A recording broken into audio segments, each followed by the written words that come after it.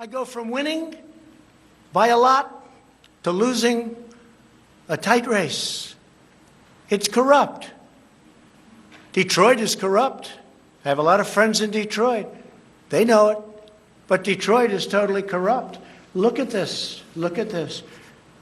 That's at 6:31 in the morning. Unexpectedly came in. A big vote dump. A lot of votes out of nowhere, seemingly. Well, our next guest is one of those folks who saw a lot of weird things on Election Day and Election Night. We actually heard from her yesterday, Patty McMurray, GOP poll challenger. She was fabulous during those hearings. Patty, welcome to Newsmax. How are you? And great job yesterday. Hi, I'm great. Thank you. Thank you for having me. Yesterday was an experience. Listen, I actually want to throw to you're here right now, but I want to go to one of the key moments, you in front of that committee.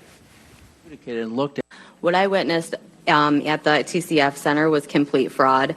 The whole 27 hours I was there, there was batches of ballots being ran through the tabulating machines numerous times, being counted 8 to 10 times. The whole night, the whole 27 hours I was there, that I saw that was for Donald Trump, not one, not a single ballot.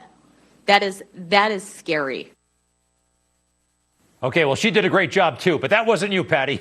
Sorry about that. It wasn't me. You did somebody pressed the wrong button. We'll leave it at that. So, Patty, tell us a little bit about what you saw and what concerned you so much. Well, my testimony, I was a GOP poll challenger, and I talked about how we were asked to take a break. I was working for 13 hours, and I got to the TCF Center a little bit after 8 a.m., and I had been standing for 6 hours. The GOP poll challengers did not have a designated area on the counting floor in the TCF Center where literally hundreds of people were working. The Democrats had a corner in the TCF Center that they shared with the agitators that were walking around the table and harassing and threatening the GOP poll workers. So when they announced that the military ballots were being sorted and that it was a good time for people to take a lunch break, the GOP workers who had to leave the room went upstairs to another floor to get lunch and water and have a place to sit down. When I left, I hadn't sat on a chair for 6 hours. So I took about a 15 to 20-minute break. And when I came back down, they had just locked the doors. So they announced that it was a good time for us to take a break. And then once we all got outside, they locked the doors. When one of the workers opened the door, I kind of slid in and got past them. So I was able to get back into the room.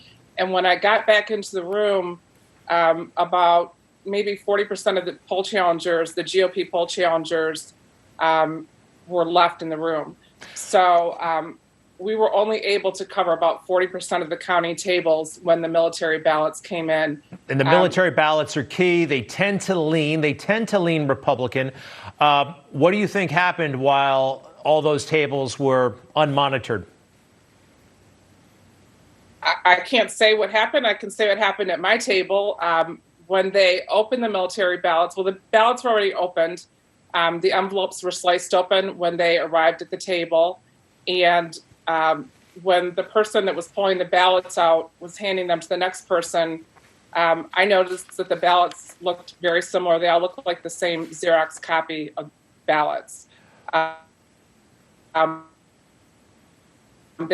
didn't see a single vote for Trump from what I could see, and they wouldn't let us we were lucky if we got within 6 feet of the table without somebody shouting at us. And usually it was an outside agitator. It wasn't necessarily the people at the table, but where I was working, there were 2 people at the table that shouted at us and then an outside agitator. And shouldn't the outside agitators, what were the outside agitators doing inside? That doesn't sound right. I'm sorry. They were agitators that were working with the Democrats to threaten and intimidate the GOP poll workers. Did anybody capture any of this on their cell phone cameras, or were you told to not bring them inside? That would seem like its own touchy issue potentially. We were told not to bring or to use our cell phones in the facility.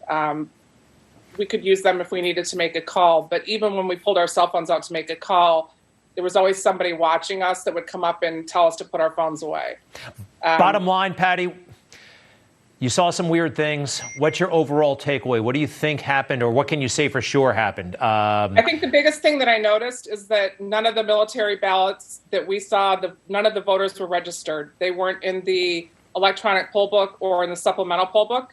And then immediately, well, within about 45 minutes after they counted the ballots, we thought we were done, and nobody made an announcement, and all of a sudden ballots started being delivered to tables. We were told that after the military ballots were counted, those were the last ballots.